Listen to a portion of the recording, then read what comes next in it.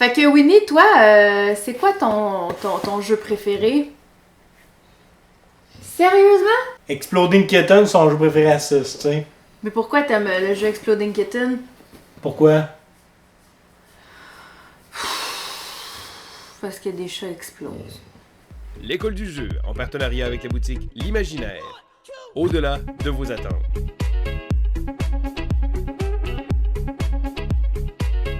Bonjour ma demi-douzaine, c'est Vince de l'école du jeu et aujourd'hui, je suis de retour avec Nancy. Comment ça va Nancy? Ça va bien, toi? Ça va très bien, ça va très bien. On est de retour. Avant que tu continues, je voudrais saluer ma mère. Fait que, salut maman. Allô, Manu. Elle a écouté toutes mes vidéos. Je dirais que c'est ma plus grande fan. Wow! Bravo! Hey, c'est beau, bravo. On a déjà une super fan de Nancy. Justement, Nancy, aujourd'hui, tu es de retour avec nous et on récidive avec un top 10. Et cette fois-ci, ce sera un top 10 des meilleurs joueurs à Des meilleurs jeux des à meilleurs jeux à six 6 joueurs. joueurs. Exact. Certains d'entre eux vont être très très bons à 4 ou 5, 7 ou 8. On va vous le dire, là, mais c'est vraiment le genre de jeu que nous, on aime ça sortir à 6 joueurs. D'ailleurs, c'est pas un top 10 individuel, mais vraiment un top 10 collaboratif, ce qui veut dire qu'on va faire un top 5 chacun. Là, fait que c'est ça. Puis on va avoir une grosse surprise pour le numéro 1, n'est-ce pas? Oui. Oui. Mais avant de continuer, Nancy, j'aimerais savoir ton opinion sur quelque chose. On a eu quelques pouces vers le bas encore une fois. Oui, moi j'ai la solution pour contrer ça. OK. Moi, ce que je demanderais, c'est que tout le monde, ceux qui écoutent longtemps, pas longtemps, peu importe, laissez-nous un pouce vers le bas. Laissez pas de pouce vers le haut, laissez juste des pouces vers le bas. vers le bas.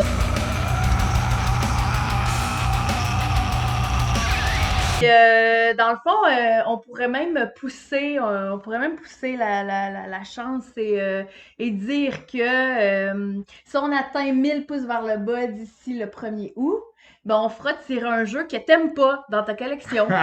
Ben oui, OK. Fait que 1000 pouces vers le bas d'ici le 1er août. 1er août. 1000 pouces, un jeu dans ma collection que je veux me t'aimes pas. débarrasser. Puis de toute façon, on n'aura jamais 1000 pouces vers le bas d'ici le 1er Ben août. non, c'est sûr OK? que non. Là. Puis, parce que de toute façon, on veut pas donner de jeu. Non, en effet. Que- Fait que c'est ça. Hein? Fait que 1000 pouces vers le bas, peut-être un tirage, peut-être qu'il n'y en aurait-il pas. On ne le sait pas. Il y en aura Le pas. 1er août. Mais là, c'est le 1er août québécois. Là, fait que c'est ça. Mais laissez vos noms dans les commentaires si vous voulez. Si vous voulez tenter votre chance, alors voilà. Donc, sans plus attendre, es-tu prête, Nancy? On start ça? Oui. Oh yeah!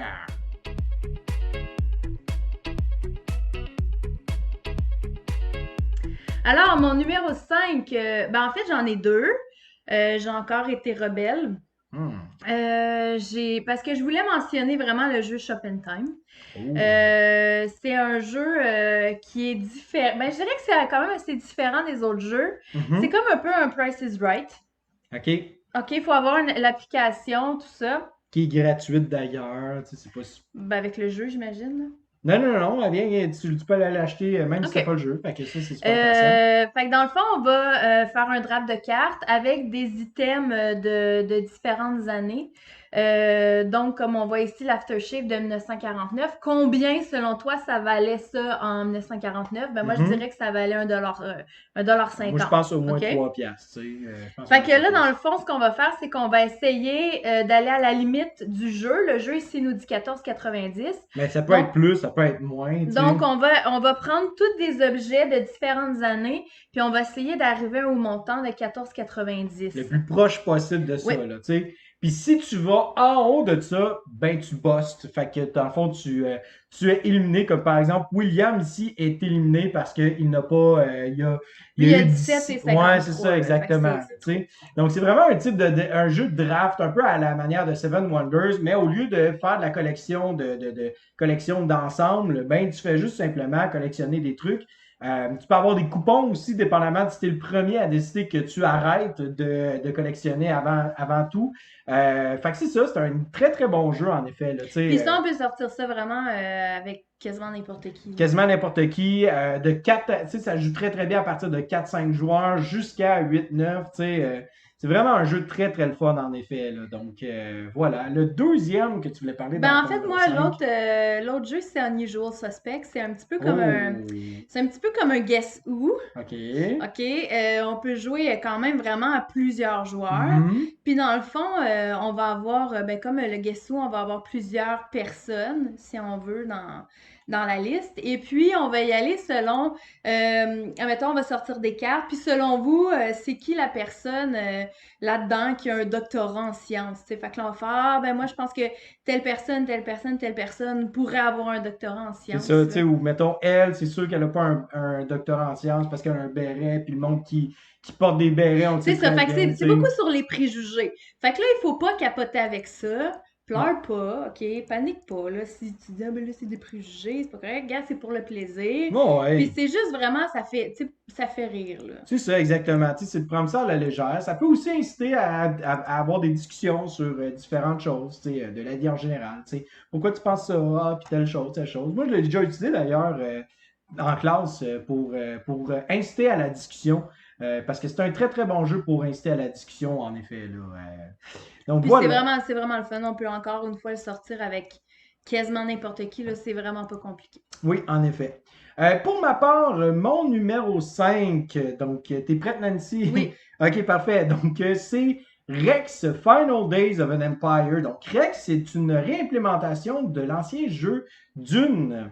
Dune, en fait, on a écouté le film dernièrement, tu te souviens? Oui. Bon, parfait. Alors, dans Rex, Rex, c'est un peu l'espèce de take. Ben, on reprend, en fait, toutes les mécaniques de Dune et on les insère dans le jeu Rex, qui est dans le même univers que Twilight Imperium. Je ne sais pas si tu connais ça, Twilight Imperium, c'est un nom relativement populaire. Là, si tu connais pas ça, c'est pas grave. Là, Je connais un peu, oui. ouais, c'est ça. Fait que, puis en fait, ce qu'on va faire, c'est on va représenter en fait différentes factions de partout dans le monde.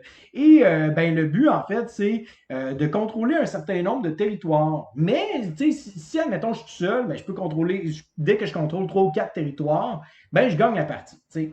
Mais il y a deux autres manières pour chaque joueur de gagner. La première, c'est que chaque joueur, dans leur faction personnelle, va avoir une manière spécifique à eux de gagner.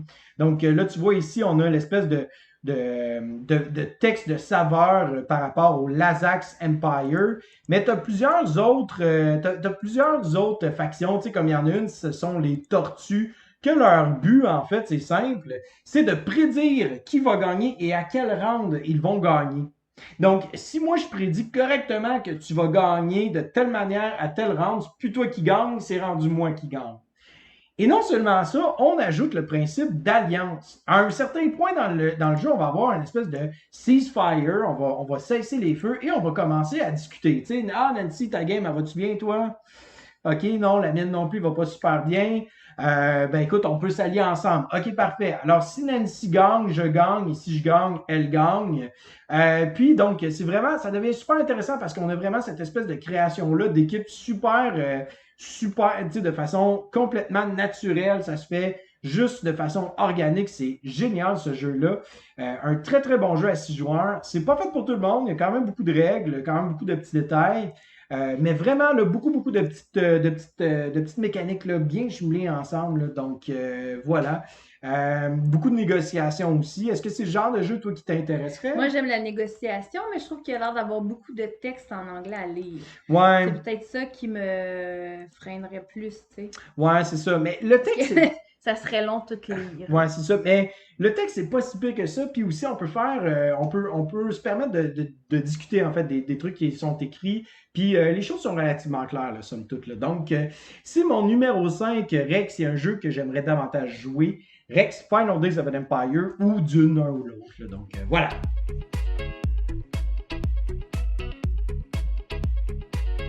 Mon numéro 4, c'est Hell Hydra. Hell qui est dans le fond un peu un jeu sur les super-héros de Marvel avec les super méchants de Marvel. Dans le fond, on va... Ça ressemble un petit peu à Résistance. Oui, oui, tout à fait. Puis, mais à 6 joueurs, il va y avoir comme 2 personnes de Hell Hydra qui vont se mettre dans l'équipe des. Ben, c'est comme une équipe d'Avengers, si on veut, là, pour aller faire la mission, puis essaie de saboter la mission. Puis, dans le fond, tout le monde a des pouvoirs spécifiques à eux. Mhm. Fait que ça rajoute aussi, là, tu sais, que ton personnage a un pouvoir que les autres n'ont pas. Donc, tu sais, vraiment, si t'es Hell Hydra, t'essaies de faire planter la mission. C'est vraiment un jeu que j'aime parce qu'il y a du bluff, parce que on peut se permettre de mettre le blâme sur les autres. Moi, j'aime particulièrement être dans Hell Hydra parce que justement, j'aime ça jouer mon jeu, puis tu sais, mener tout le monde en bateau, puis vraiment bluffer. Donc, j'ai eu des super de belles games à ce jeu-là, en fait. Voilà.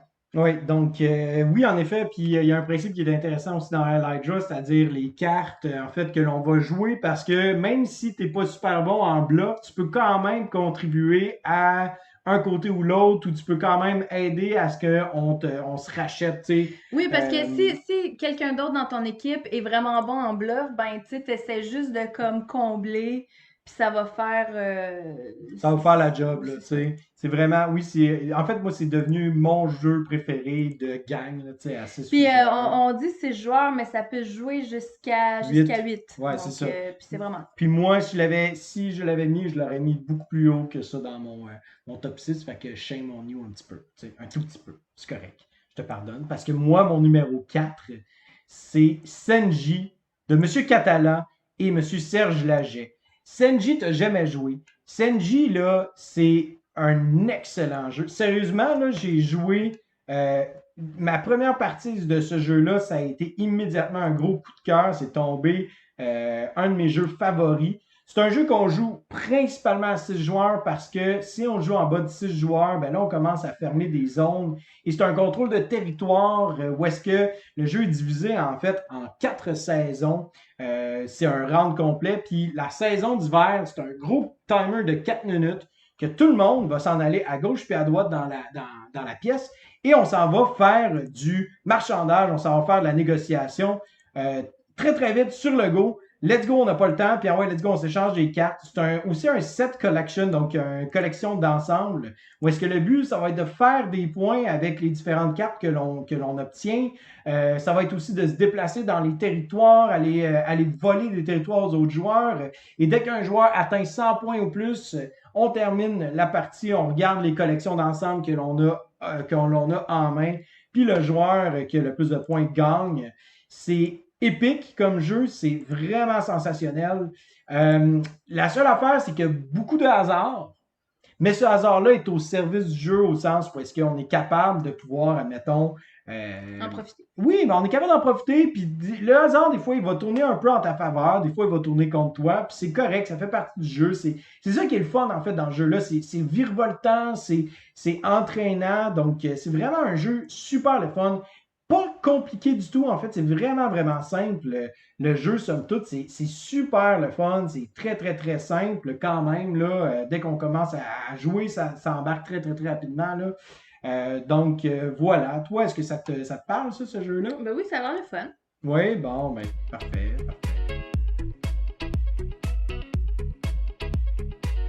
Donc, moi, mon numéro 3, c'est Good Critters. Oui. C'est un jeu que j'ai vraiment aimé dès ma première partie. Fait que c'est vraiment un jeu que j'ai beaucoup aimé. J'aime beaucoup faire le boss. Dans le fond, on est des gangsters. Il y a un boss, puis on s'en va faire mettons, un vol. Ouais. Puis après ça, le boss répartit de façon le plus équitable ou qu'il pense le plus équitable possible le butin. Puis après ça, ben, il va se faire réélire ou non selon si son équipe est contente ou pas. Mhm. Donc, si son équipe est pas contente, ben ils vont plus le choisir comme boss. Si son équipe est contente, ils vont continuer à le vouloir comme boss. Moi, je te dirais que je suis une très bonne boss, mais je finis toujours pauvre. Ouais. Fait que je donne beaucoup trop des trésors à tout le monde, finalement, mais je me fais toujours élire, mais je gagne jamais. Mais tu sais, c'est vraiment pour l'expérience, là. C'est vraiment le fun. Ouais, c'est vraiment, vraiment un jeu de fun avec une Mhm. belle mécanique de je coupe, je divise, vous choisissez. C'est vraiment un très très bon jeu, là, somme toute. Puis il n'y a pas de texte du tout. Ça, c'est le fun. Oui. Pas de texte, pas en tout. Fait que qu'on parle français, qu'on parle anglais ou qu'on parle. C'est quand même vraiment simple. Fait que, Oui. tu sais, en fin de soirée, même si les gens ils ont bu un peu trop, ils peuvent quand même jouer, puis on va avoir du fun, puis ça va comme vraiment être Mais attention aux plaisir. cartes! Attention aux cartes, hein? Ouais. Pas vomir dessus. Non. Ben, en fait, juste pas renverser ta bière, là, tu sais. On va parler des choses plus évidentes, tu sais. Bon, alors, sur cette belle parenthèse, moi, écoute, je pense que mon numéro 6 t'as toujours pas joué, donc ça Ton s'appelle numéro 3? mon numéro 3, je sais pas pourquoi. Eclipse. Eclipse qui ont fait une nouvelle édition, que je ne comprends pas pourquoi on a fait une nouvelle édition, parce que ce jeu-là est extraordinaire. C'est un jeu qui est vraiment, vraiment le fun. La raison pour laquelle moi je trouve que c'est un excellent jeu à 6 joueurs, c'est que les adversaires sont tous, en fait, de la manière que le plateau est placé au départ, on est tous à une distance équilatérale de chacun, en fait, de notre adversaire à gauche, de notre adversaire à droite. Et c'est un jeu où est-ce que l'équilibre du jeu est très, très, très sensible. Il faut vraiment que les joueurs soient à l'affût, soient alertes de ce que les autres font pour être capable de juste leur donner un petit peu de pression quand c'est le temps, d'être capable de juste venir un peu leur mettre des bâtons dans les roues. C'est un jeu de 4X, donc exploration, exploitation, extermination et le 4e X, c'est expansion. Donc, oui, c'est ça. Donc, expansion, exploiter, explorer et bon, c'est ça. En tout cas, bref, ça, là. Fait que ça veut dire que dans le fond, on explore l'univers, on expansionne notre territoire, on exploite les ressources et après ça, on extermine les autres.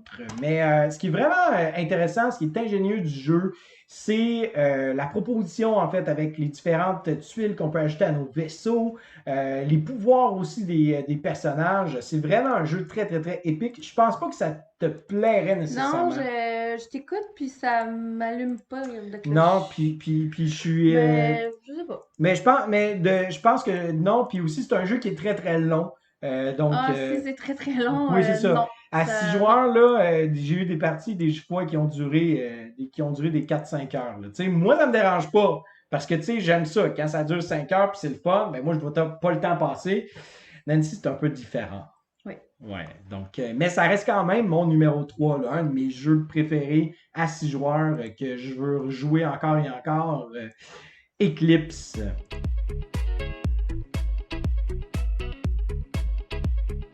Alors, mon numéro 2, c'est Crossing. Oh oui! Crossing, c'est vraiment un petit jeu le fun.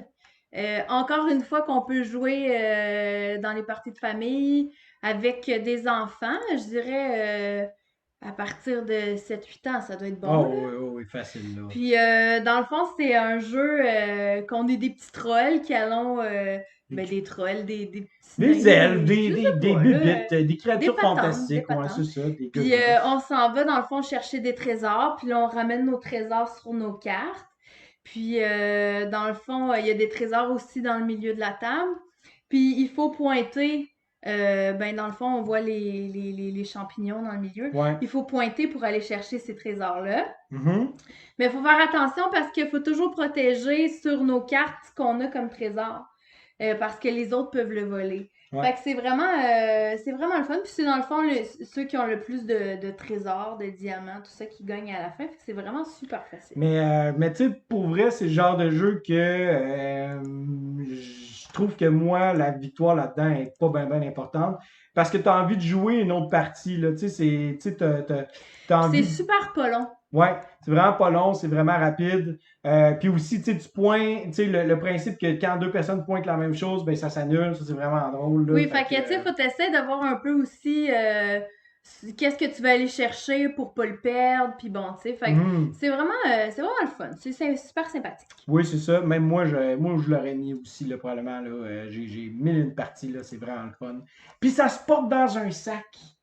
Fait que c'est ça. Un numéro 2 pour moi. Non, pas un numéro. Non, pas comme ça. Mon numéro 2. Mon jeu numéro 2, c'est Natsu Memo, que je vous ai parlé à moult reprises sur la chaîne. J'ai ramené ça, en fait, du Japon. Et c'est un jeu superbe à 6 joueurs. Oui. Vraiment, vraiment le fun. Pas compliqué du tout. Ce qui complexifie l'affaire, c'est que tout est en japonais. Ouais, Mais ça complexifie un tout petit peu. oui, mais en même temps, c'est pas si pire. Parce que, tu sais, je veux dire, quand tu as quelqu'un qui explique comme très très bien, comme moi, là, par exemple, après ça devient facile, ça devient. Puis les règles sont disponibles en anglais aussi. Natsumemo, en fait, c'est qu'on représente des espèces d'écoliers qui sont à leurs vacances d'été. Et ce qui est important de savoir, c'est que dans la culture japonaise, les vacances d'été ne durent qu'un seul mois. Et que dans ce mois-là, ben, les élèves ont des devoirs à faire malgré tout. Et donc là, on doit, en fait, en tant qu'écolier, faire la part des choses, soit être capable d'aller prendre du temps avec ses amis, avoir du plaisir, gagner en réputation, ou faire ses devoirs. Et c'est vraiment le principe que c'est super collaboratif. C'est un roll and write qui est hyper... C'est le roll and write que je connais qui est le plus interactif et le plus ingénieux au niveau des différentes mécaniques qui sont proposées. J'aime tellement ce jeu-là. Puis je trouve ça dommage qu'il ne soit pas traduit. C'est peut-être l'espèce de côté kawaii, cute, que tu sais, c'est comme exotique un petit peu qui rend le jeu intéressant. Mais en même temps, je pense que c'est un jeu qui pourrait facilement se traduire en français et que ça pourrait avoir un certain succès. Qu'est-ce que tu en penses? Oui, mais moi j'aime beaucoup ce jeu-là. J'ai eu beaucoup de plaisir à jouer à ce jeu-là. C'est vraiment des mécaniques le fun. Puis moi je l'aime beaucoup aussi, donc je suis vendue. Il aurait été dans mon top 5, c'est sûr. Ah oui, vraiment. Tu sais, Ouais. fait que Natsumemo, un petit jeu. Vous pouvez essayer de trouver ça sur Amazon Prime, bref, peu importe. Là, je suis sûr certain que vous êtes capable. Là, puis si vous avez de la misère, j'ai fait une vidéo sur le jeu.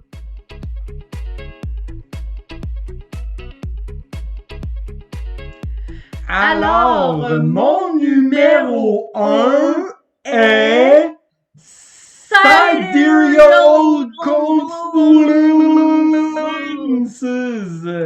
Wow, on a le même numéro 1. Wow. Oui, parce que Sidereal Confluence, j'ai du rouge à lèvres, c'est bon. Sidereal Confluence, quel jeu? Quel jeu? Quel jeu? C'est vraiment le fun. Oui, parce que ce jeu-là, en fait, je l'ai acheté, je me souviens très très bien de notre première partie, puis quand on a joué, tout le monde au début de la game a fait arc, des cubes, arc, plein d'écritures partout, arc, il y a trop d'affaires, nanana. Puis quand là, tout le monde, j'ai expliqué les règles, puis là... Ça a l'air tellement compliqué, mais au final, parce que dans le fond, ta table, elle va être pleine, elle va déborder, ça va être fou raide. Puis, mais c'est vraiment le fun. C'est vraiment, vraiment le fun. Dans le fond, c'est épique. beaucoup de négociations avec les autres joueurs. Puis ce qui est le fun de ce jeu-là, c'est que les autres joueurs, leur cube, ils leur servent pas nécessairement ce qu'ils produisent, leur servent pas nécessairement. Fait qu'ils peuvent pas être greedy puis faire c'est mes cubes noirs. Ouais, c'est ça. Faut absolument que tu échanges. Faut tes échanges. Faut que tu négocies. T'as pas le choix. Fait que tu sais, tu peux pas juste faire mais moi je vais faire mes propres affaires. Fait que non, c'est pas ça, tu sais, t'as pas le choix là. Puis en fait, parce que ce qui est intéressant aussi, c'est que souvent les gens dans le principe de négociation, c'est que t'es pas incité à négocier ou t'as pas d'intérêt nécessairement ou tu sais pas trop comment faire. Là-dedans, c'est très très clair. J'ai besoin de cubes bleus. OK, qui a des cubes bleus autour de la table? Et là, le jeu est tellement bien fait, comme tu as dit, que moi, je produis plein de cubes jaunes. J'en ai pas besoin. Fait qu'on va s'échanger ça. Puis ce qui est vraiment le fun, en fait, c'est que tout le monde joue en même temps. Fait que t'as pas besoin d'attendre des tours interminables. C'est timé. Puis il faut que tu joues dans ce temps-là. Tout le monde joue en même temps. Fait que t'as pas besoin d'attendre après le joueur qui, lui, est comme à son tour. On dirait qu'il a pas du tout réfléchi à ce qu'il allait faire. Puis que là, il est comme...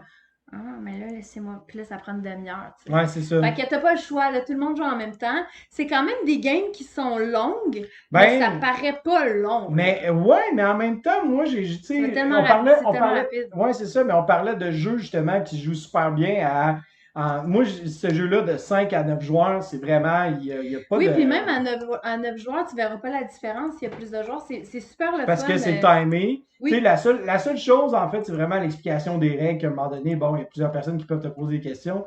Mais tu sais, somme toute, là, c'est tellement un beau jeu. Hey, il va y avoir une réédition du jeu. Regarde, ça va être le nouveau cover, la nouvelle boîte. Ça s'en vient En tout cas, ça bientôt. sera pas lui qu'on va faire tirer si on a 1000 dislikes. Non, en effet, Non. ça, celui-là, on va le garder pour nous. Ouais. Mais moi, j'ai très, très hâte que ça sorte, là, Sidereal Confluence. Un excellent jeu que je recommande fortement à tous d'essayer au moins une fois Oui. dans sa vie. Au Oui. moins une fois pour comprendre qu'est-ce que c'est un excellent jeu de négociation Oui. et comment est-ce que ça peut vraiment bien se fondre parmi plein d'autres mécaniques. Puis des joueurs euros vont capoter. C'est sûr, certain que des joueurs euros vont trouver leur lot, là, même s'ils sont plus ou moins à l'aise de discuter là-dedans, c'est vraiment le fun, tu sais. Puis les pouvoirs aussi. En tout cas, bref, on pourra en parler longtemps, je pense. Là, Oui, ouais. puis en plus, tu as différents personnages, puis tu as des personnages qui sont super faciles à jouer, puis tu en as d'autres qui sont vraiment difficiles, tu sais, ou plus difficiles. Fait que, tu sais, t'as plein de façons là, de faire dans ce jeu-là. C'est vraiment le fun. Oui, tout à fait. Okay. C'est ce qui conclut donc notre top 10 de jeux à $. Il y a 6 joueurs. J'ai de la misère anti-poids vert. Écoute, si vous avez aimé la vidéo, laissez un pouce vers le bas. Si vous l'avez pas aimé, vous faites quoi? Mettez un pouce vers le bas. Et si on a 1000 pouces vers le bas, d'ici le 1er août, ben, on va faire tirer un jeu que j'aime pas. Fait que voilà, ben merci beaucoup de nous avoir écoutés. As-tu un mot de la fin? OK, donc moi j'ai un mot de la fin. Jouez toujours avant d'acheter. Je dirais rien. Bon, elle ne dira rien. Donc voilà, donc moi je vous remercie beaucoup de nous avoir écoutés. Vous pouvez vous abonner à la chaîne de l'École du jeu. C'est bien le fun. On fait plein de vidéos. On est très sociable. Vous pouvez aussi aller nous liker sur Facebook, nous suivre sur Instagram. Donc voilà. Merci beaucoup, Nancy, d'avoir participé à l'expérience. De rien. Bye, maman. Oui, bye, Mamu. Et sur ce, c'était Vincent et Nancy. Et on vous souhaite à vous et vos amis un bon jouage.